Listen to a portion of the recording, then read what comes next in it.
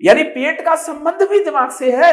इसको भी जो है हमारे जो साइकोलॉजिकल थिंकर हैं उन्होंने साबित किया है।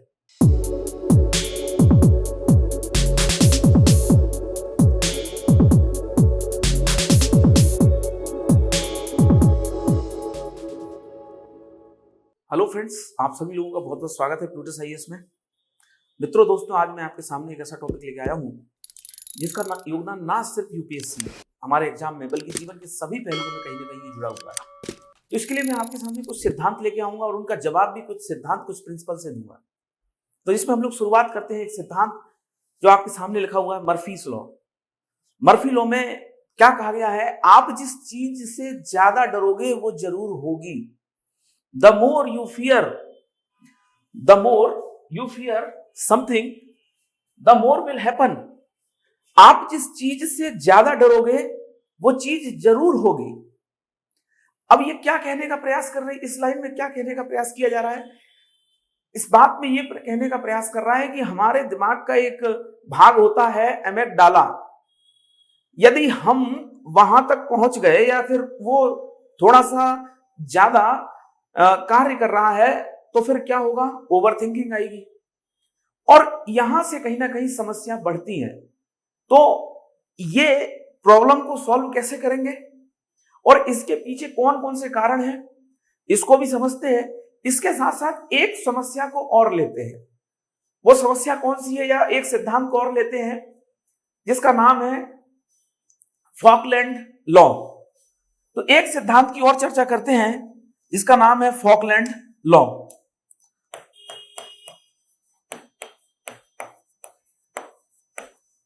फॉकलैंड लॉ क्या कहता है? फॉकलैंड जो लॉ है ये क्या कहता है? फॉकलैंड ये लॉ ये कहता है कि निर्णय, डिसीजन, फॉकलैंड लॉ ये कहता है कि निर्णय या डिसीजन तभी लेना चाहिए जब जरूरी हो। यानी हम डिसीजन उस समय ले रहे हैं जब जरूरी नहीं है, तो उससे क्या होगा? फॉर एग्जाम्पल, मान लीजिए हम किसी शॉपिंग मॉल में गए और जो चीजें हमको नहीं खरीदनी थी हमने वो भी खरीद ली। इसी प्रकार जीवन के जिस टाइम पे हमको जो डिसीजन लेने चाहिए थे या जिस कार्य में हमें जो डिसीजन लेने चाहिए थे वो डिसीजन नहीं लिए, हम उसकी जगह कुछ और डिसीजन ले लिए या उन्हीं घटनाओं से संबंधित कुछ और डिसीजन ले लिए जो उस समय नहीं जरूरी थे, नहीं लेने चाहिए। तो उससे क्या होगा? उससे आएगी ओवर थिंकिंग। ओवर थिंकिंग से क्या होगा कि जो सारी घटनाओं का एक क्रमबद्धता है वो बिगड़ जाएगा और घटनाओं की जो सीक्वेंसिंग है, यानी जिसे हम कहते हैं जीवन में सब कुछ कूल और सामान्य तरीके से चलता रहे, या जिसे हम कह सकते हैं कि हमारा जीवन एक सिस्टमेटाइजेशन से चले, या फिर हम ये कह सकते हैं किसी भी ऑर्गेनाइजेशन, किसी भी संस्थान के बारे में कि सारी चीजें व्यवस्थित और सही तरीके से संपन्न हो। तो हम इसके लिए क्या करें? यानी मैंने ये एग्जाम्पल देने का प्रयास किया है कि यदि सारी बातें जीवन में सही तरीके से चलती रहे तो उसके लिए क्या सबसे ज्यादा जरूरी है? डिसीजन, निर्णय। तो एक बात करते हैं हम लोग मर्फी लॉ की और दूसरी बात करते हैं फॉकलैंड लॉ की। तो मर्फी लॉ में क्या कहा गया, थोड़ा सा इसको देखने का प्रयास करते हैं, और फॉकलैंड लॉ में क्या कहने का प्रयास किया इसको देखने का प्रयास करते हैं। मर्फी लॉ में कहा गया the more you fear something, the more you fear something, यह more you fear something the more will happen. आप जिस चीज से डरोगे वह जरूर होगा। तो सबसे पहले यहां पर एक शब्द आया क्या? फियर। यहां पर एक शब्द आ गया क्या? डर। अब जरा इस डर के बारे में भी समझेंगे। और ये जो दूसरा सिद्धांत है जिसे हमने फॉकलैंड लॉ के बारे में कहा कि यदि सही समय पर जीवन में निर्णय नहीं लिए जाएं तो क्या होता है? ओवर थिंकिंग आती है। ओवर थिंकिंग आएगी तो क्या होगा? बर्डन आएगा। बर्डन किस पे आएगा? ब्रेन पे आएगा। ब्रेन पे बर्डन आएगा तो फिर क्या होगा? सारी चीजें अस्त व्यस्त होने लगेंगी। तो मैं सिर्फ इतना ही कहना चाहूंगा कि इनका जवाब कैसे दिया जाए। इनके जवाब के लिए भी, यानी मैं बहुत सारी बातें कह सकता हूं, लेकिन इनके जवाब के लिए भी किसी पश्चिम के ही विद्वान को या पश्चिम की किसी थ्योरी को लेके आते हैं और उसको हम लोग सॉल्व करने का प्रयास करते हैं। किंडलिन लॉ से। तो तीसरा इनका सॉल्यूशन के बारे में एक थ्योरी लेके की चर्चा करते हैं, यानी इसका सॉल्यूशन जो है कैसे निकाला जाए। तो यहां पर मैं लिखता हूं, नेक्स्ट पेज पे लिख देता हूं, किडलिन्स लॉ। किडलिन्स लॉ। अब ये क्या कहता है, जरा इस पे चर्चा करते हैं। तो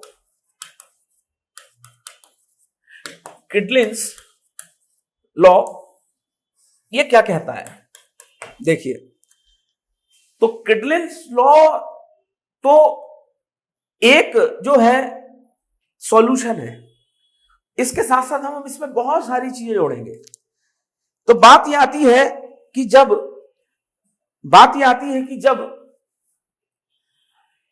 बहुत सारी चीजें सही नहीं चल रही हैं, या फिर जो हम करना चाहते हैं वो नहीं संपन्न हो पाता है, या हम जीवन में सफलता प्राप्त करना चाहते हैं, किसी भी एग्जाम या कोई भी हमारा जो लक्ष्य है हम उसको प्राप्त करना चाहते हैं, या कोई भी हमारी जो संकल्प सिद्धि है उसको हम प्राप्त करना चाहते हैं, यदि वो नहीं हो पा रही है, क्या किया जाए। जीवन में बहुत सारी समस्याएं हैं और एक संकल्प सिद्धि, एक लक्ष्य के साथ जो है हम मैदान में कुछ अच्छा करना चाहते हैं और वो चीजें नहीं हो पा रही हैं, तो क्या करें। तो ये किडलिन्स लॉ क्या कहता है? सबसे पहले ये कहता है कि आखिरकार कोई भी प्रॉब्लम, किडलिन्स लॉ क्या कहता है, कोई भी प्रॉब्लम या फिर समस्या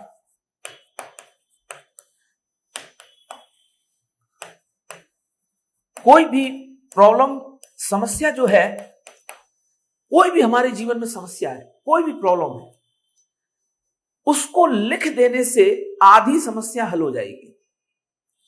तो ये क्या कहता है, ये क्या कहती है ये थ्योरी, कि समस्या को यानी प्रॉब्लम को क्या करना है, लिखना है। अब लिखने के पीछे की क्या थ्योरी है? तो लिखने के पीछे का जो सिद्धांत है वो सिद्धांत है कि लिखने से हमारे दिमाग का जो फोकस है वो इंक्रीज होगा। तो यदि मैं ये कहूं कि लिखने से साइकोलॉजिकल क्या प्रोसेस होगी, तो लिखने से क्या होगा, हमारे दिमाग का जो फोकस है, वो इंक्रीज होगा। यानी लिखने से क्या होगा, लिखने से जो दिमाग का फोकस है वो इंक्रीज होगा। फोकस, अब मैं ये कहूं कि ये फोकस इंक्रीज होगा, ये क्या मतलब निकल रहा है इसका? तो किडलिन्स लॉ क्या कहता है कि यदि इस दिमाग का ऑपरेशन किया जाए तो इस दिमाग के बहुत सारे हिस्से होते हैं, जिसमें एक ब्रेन के एक पार्ट को कहा प्री फ्रंटल कॉर्टेक्स, ब्रेन के एक हिस्से को कहा एमिग्डाला, ब्रेन के एक हिस्से को कहा रेटिकुलर एक्टिवेटिंग सिस्टम। तो यदि मैं कहूं कि ब्रेन के कौन कौन से हिस्से, तो ब्रेन में एक पार्ट होता है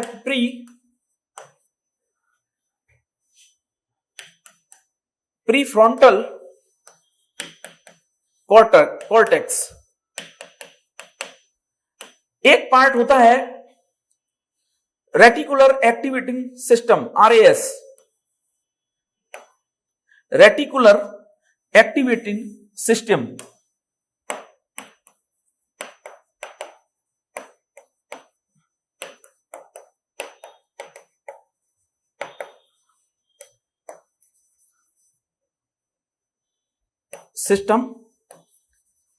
एक और पार्ट की चर्चा करें, डिफॉल्ट मोड नेटवर्क।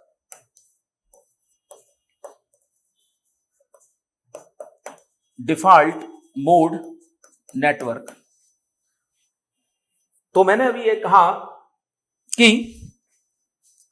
यदि कोई जीवन में समस्या है, किसी लक्ष्य को प्राप्त करना है, किसी संकल्प सिद्धि को प्राप्त करना है, तो किंडलेंस लॉ क्या कहता है, सबसे पहले समस्या को लिखना है। और यह कहा जाता है कि लिखने से आधी समस्या सॉल्व हो जाएगी। क्यों हो जाएगी? कि लिखने से फोकस इंक्रीज होगा। यदि फोकस इंक्रीज होगा तो जो एमिगडाला है, यानी हमारे ब्रेन का एक पार्ट और क्या है, एमिगडाला। तो मैं यहां पर नेक्स्ट इस पे ही लिखते हैं पेज पे, यानी हमारे ब्रेन का एक पार्ट और है एमिगडाला। एमिगडाला कहां पर लिखा जाए, तो ये लिख देता हूं मैं, ब्रेन में लिखा यहां पर एमिगडाला।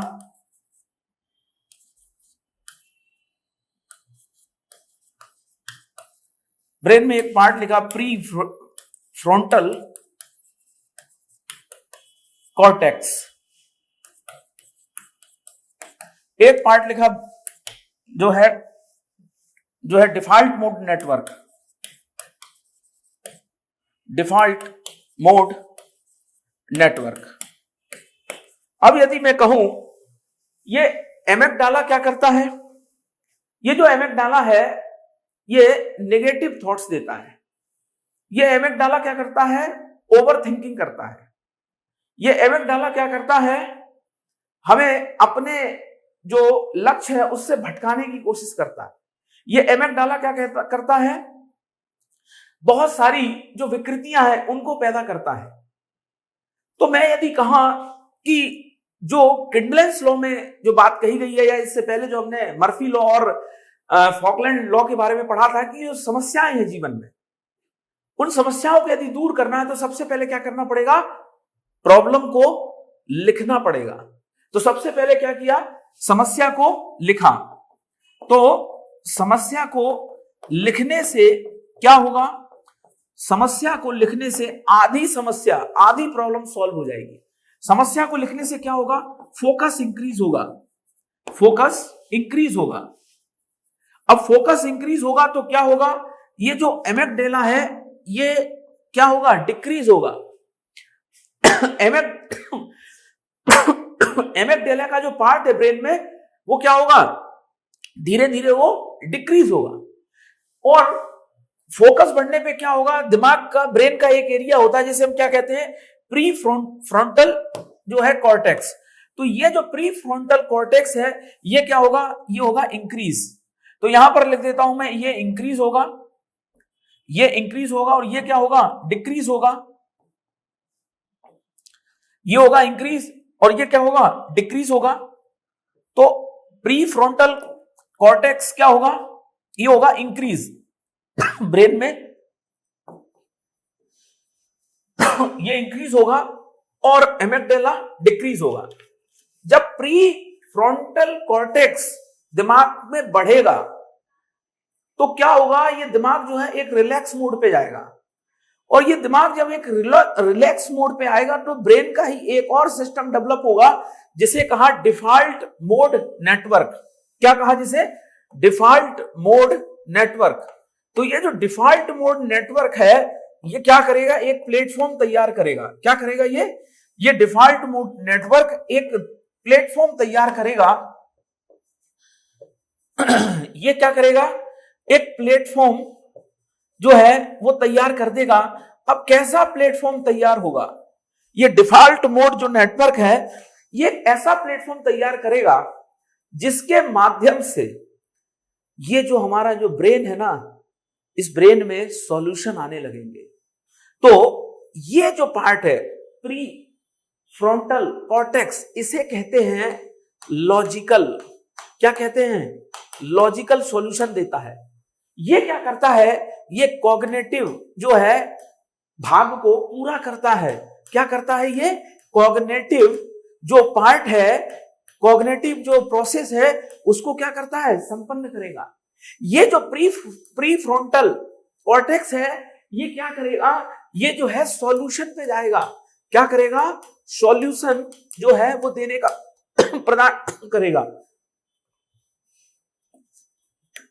ये क्या करेगा? ये सॉल्यूशन देने की बात करेगा।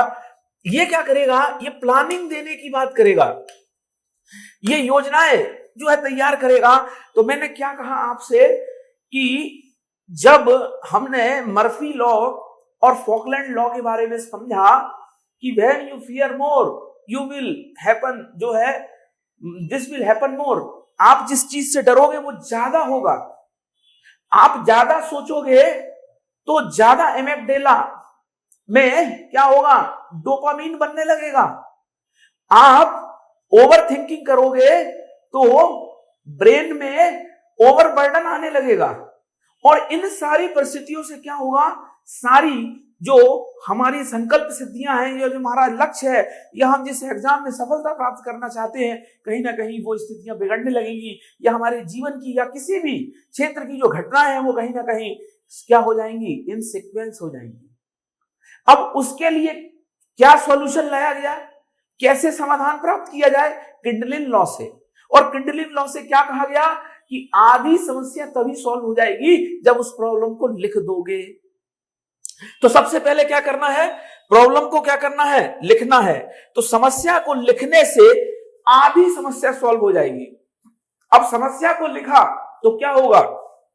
फोकस इंक्रीज होगा। अब फोकस इंक्रीज होगा तो उससे क्या होगा? ये जो एमेगडेला है ये डिक्रीज, ये वाला जो पार्ट है ये डिक्रीज होने लगेगा, और ब्रेन का प्री फ्रंटल जो कॉर्टेक्स है वो इंक्रीज होने लगेगा। या प्री फ्रंटल कॉर्टेक्स इंक्रीज होने लगेगा तो एक प्लेटफॉर्म बनेगा जिसे हम डिफॉल्ट मोड नेटवर्क कहते हैं। और इससे कौन सी परिस्थितियां पैदा होंगी? इससे जो है क्या होगा? सॉल्यूशन दिमाग में आने लगेंगे।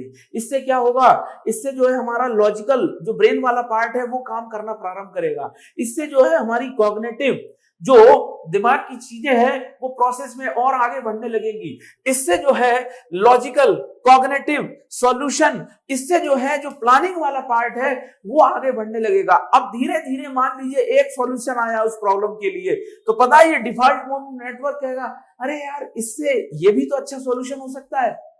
अब फिर दूसरा सॉल्यूशन आया तो फिर जो है ये डिफॉल्ट मोड नेटवर्क क्या करेगा? फिर कहेगा यार ये तीसरा ये भी तो सॉल्यूशन हो सकता है। कहने का मतलब जो है हमारा जो दिमाग है वो हमारे लक्ष्य, हमारे टारगेट और जो हम जीवन में संकल्प सिद्धि करना चाहते हैं उसकी ओर आगे बढ़ने लगेगा। और हम चाहते क्या है?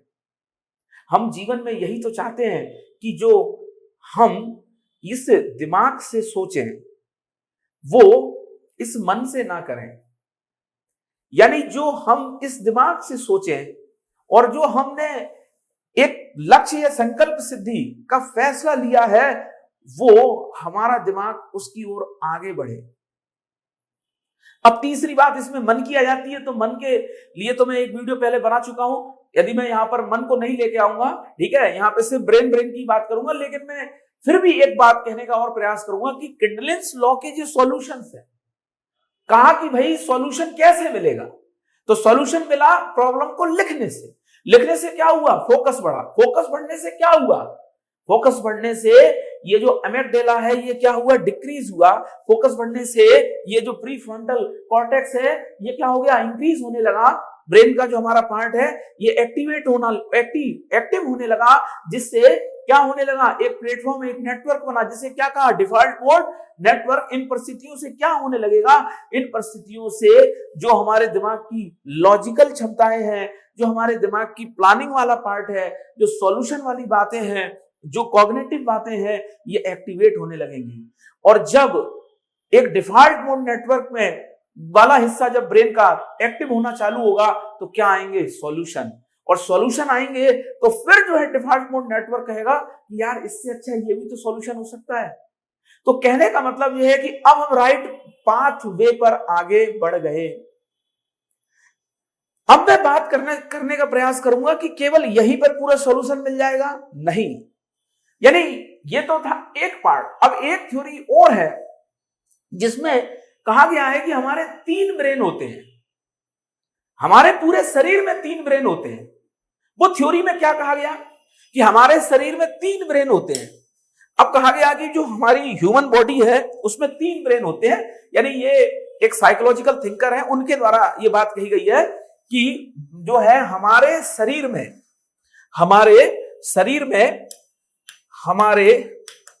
शरीर में यानी ह्यूमन बॉडी में 3 ब्रेन होते हैं। कितने ब्रेन होते हैं? 3 ब्रेन होते हैं। एक तो होता है वही जिसे हम मस्तिष्क बोलते हैं, ब्रेन बोलते हैं। एक जो ब्रेन होता है जिसे हम बोलते हैं गट, और एक ब्रेन होता है जिसे हम बोलते हैं हार्ट। क्या बोलते हैं? हार्ट, या जिसे हम बोलते हैं दिल। ठीक है, दिल की जब बात आती है तब बहुत सारी बातें आती हैं। तो कहीं ना कहीं कहा गया है कि शरीर में 3 जो है ब्रेन होते हैं। ये किसने कहा है? देखिए, ये जो थ्योरी है साइकोलॉजिकल है, ये वैज्ञानिक या फिर ये जो है जिसे हम कह सकते हैं डॉक्टरी से संबंधित थ्योरी नहीं है। ठीक है ना? तो कहा गया कि शरीर में कितने ब्रेन होते हैं? 3। एक ब्रेन तो जो हमारा मस्तिष्क बोलते हैं, दूसरा ब्रेन क्या? गट, यानी जो हमारा जिसे हम कहते हैं हमारा डाइजेस्टिव पेट वाला सिस्टम जो होता है। ठीक है, और जो तीसरा जो है उसे कहा हार्ट या दिल। तो मैं यहां पर ये कहने का प्रयास कर रहा हूं कि ये जो हार्ट होता है, ये जो दिल होता है, इस दिल से, हार्ट से बहुत सारी चीजें ब्रेन में जाती हैं।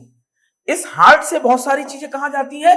ब्रेन में जाती हैं, और ब्रेन में बहुत सारे न्यूरॉन और सिग्नल जाते हैं। अब यदि मैं कहूं किसी की हार्ट बीट तेज है, या फिर कोई नशा करता है, या फिर किसी का जो हार्ट है वो स्वस्थ नहीं है, तो फिर क्या होगा? जो अच्छी अच्छी चीजें होती हैं वो ब्रेन तक कम पहुंचेंगी, जो सही सही बातें हैं वो ब्रेन तक क्या होंगी? कम पहुंचेंगी। तो दूसरी बात क्या कही कि ये जो हार्ट है, ये हार्ट का जो है बहुत सारा संबंध किससे होता है? मस्तिष्क से होता है। और तीसरी चीज, यानी एक जैसे मैं कहूं जो है गट, यानी डाइजेस्टिव सिस्टम। अब यदि मैंने गट की बात कही है, तो ये पेट की जब मैं बात कर रहा हूं, तो आपको ये पता होना चाहिए कि जो सेरोटोनिन है, ठीक है ना, सेरोटोनिन, ये बहुत महत्वपूर्ण जो है एक न्यूरो हार्मोन्स होता है। न्यूरो जो है वो सेरोटोनिन किससे रिलीज होता है? पेट से। अब मान लीजिए कि ये जो गट है वो सही नहीं है, तो कैसे जो है वो जो है सेरोटोनिन जो है वो इंक्रीज होगा, यानी वो और ज्यादा रिलीज होगा। यानी मैं कहूं कि जो हमारा डाइजेस्टिव सिस्टम है वो सही नहीं है, वही बिगड़ा हुआ है, तो फिर दिमाग में अच्छे विचार कैसे आएंगे? हालांकि ये बात सोचने में अजीब सी लगती है, लेकिन ये थ्योरी साइकोलॉजिकल वैज्ञानिकों ने दी है। तो जब किंडलिंस लॉ की बात कही, तो उसके साथ साथ 3 बातें और जोड़ी गई। ठीक है, ये मैं दूसरी थ्योरी इसमें जोड़ रहा हूं। क्या क्या कहा गया कि भाई हमें वो 3 बातें तो अच्छी तरीके से करनी ही है। क्या? प्रॉब्लम, समस्या को सबसे पहले लिखना है। लिखने से क्या होगा? फोकस बढ़ेगा। फोकस से क्या होगा? जो एमेग्डाला है वो डिक्रीज होगा। उससे क्या इंक्रीज होगा? Pre frontal cortex. उससे क्या होगा? एक प्लेटफॉर्म बनेगा, जिसे क्या कहा? Default mode network. उससे क्या होगा? सॉल्यूशन आएंगे। उससे क्या होगा? प्लानिंग होगी।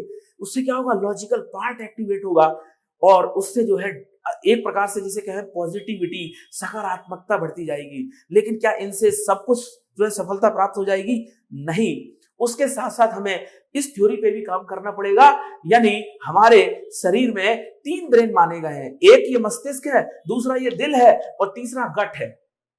अब यदि कहा जाए कि पेट से, उदर से, गट से बहुत सारे हार्मोन, बहुत सारी चीजें रिलीज होती है, जैसे मैंने सेरोटोनिन का नाम लिया, और वो यदि गट स्वस्थ नहीं है, पेट स्वस्थ नहीं है, तो फिर वो कैसे जो है वो बातें, यानी सेरोटोनिन तो ब्रेन तक पहुंचने वाली बात है ना, तो पेट का संबंध दिमाग से कैसे है? यानी पेट का संबंध भी दिमाग से है। इसको भी जो है हमारे जो साइकोलॉजिकल थिंकर हैं उन्होंने साबित किया है।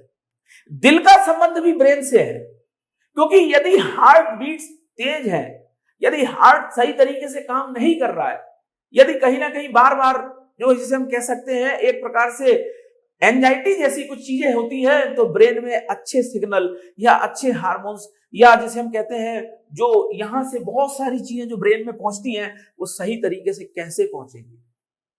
तो इन पे भी कहीं ना कहीं एक प्रकार से ध्यान देना पड़ेगा। और लास्ट में अंतिम यदि मैं कहूं कि इस सारी थ्योरी को हम एक तरफ कर दें, इस सारी थ्योरी को हम एक तरफ कर दें, मूल सॉल्यूशन की यदि हम बात करें, यानी इसमें एक कुछ बातें और जोड़ दिया जाए, भारतीयता के अनुसार कुछ बातें जोड़ दी जाए, या हम इसमें कहें कि ये सारी थ्योरी को एक तरफ, मूल जो जड़ है, या कहें कि मूल जो है वो सबसे इंपॉर्टेंट कहां पर जाएगा, तो उसमें वही बात कही गई है जो बार बार कही जाती है कि घूम फिर के हम पहुंच गए चित्त, फोकस। अब यदि चित्त पर पहुंच गए, फोकस पे पहुंच गए, तो हमें जाना पड़ेगा महर्षि पतंजलि पर, और चित्त से बनेगी चित्र जो है वृत्ति। तो घूम फिर के सारी बातें जो है वो कहां से स्टार्ट होती हैं? वो स्टार्ट होती हैं चित्त से। अब चित्त से ही क्या होगा, यानी यहां इस सॉल्यूशन पे भी घूम फिर कर फोकस से ही तो स्टार्ट हुआ, और वो जो भारतीय परंपरा है वहां पे भी तो चित्त से ही हमने कहीं ना कहीं पूरा जो हमारा मनोविज्ञान है, हम कहें पूरी जो हमारी शारीरिक संरचना है, जो हमारे जो चक्र है या कुंडली जागरण है, वो कहीं ना कहीं चित्त से ही तो उसकी शुरुआत होती है। तो चित्त जो है उसके लिए कौन सी थ्योरी बताई गई, और जीवन में नकारात्मकता को दूर कैसे करें, और जो टॉक्सिसिटी की बात आती है उसको रेक्टिफाई कैसे करें, और जो नकारात्मकता है उसको कैसे पहचानें, इसके लिए नेक्स्ट जो है वीडियो में मैं ये बातें लेके आऊंगा। आज के लिए मैं अपनी बातों को यही समाप्त करूंगा कि किंडलिंग्स लॉ, प्रॉब्लम, उसका सॉल्यूशन कैसे निकाला जाए, समस्या के समाधान में कैसे जाया जाए, किस प्रकार से, जैसे हम कहते हैं माइंड बॉडी सोल, लेकिन यदि हम यहां से इस थ्योरी के अनुसार कहें तो हमारा जो दिल, हमारा जो हार्ट है, दिल है, हमारा जो दिमाग है, और जो हमारा डाइजेस्टिव सिस्टम है, यदि इन तीनों में हमने बैलेंस नहीं बनाया तो फिर कैसे जो है एक प्रकार से सही सॉल्यूशन निकलेगा। और लास्ट में आखिरकार हम पहुंच ही गए फोकस, और फोकस से कहां पर पहुंच गए? चित्त, और चित्त से कहां पहुंचे? महर्षि पतंजलि। ठीक है, तो आज के लिए इतना ही। आप सभी लोगों का बहुत बहुत धन्यवाद। ठीक है, मिलते हैं नेक्स्ट क्लास में।